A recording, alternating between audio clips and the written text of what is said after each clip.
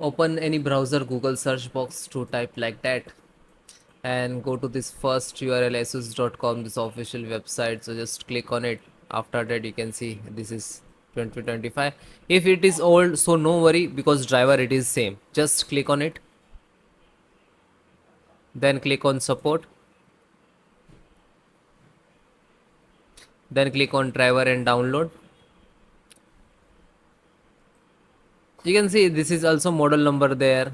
Okay, so select operating system, Windows 11 64-bit. If you are using Windows 10, so no problem, you can install it, it will support and install it. Okay, scroll down. This is Bluetooth, so this is Bluetooth driver, and this is download icon. When you click to download, it will start downloading.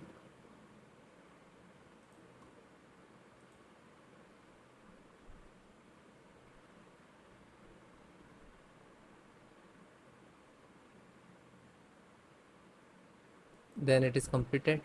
Single click to open.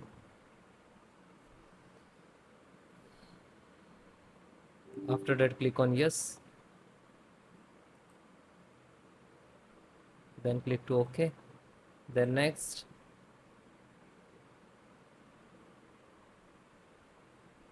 next, next, next, and installed.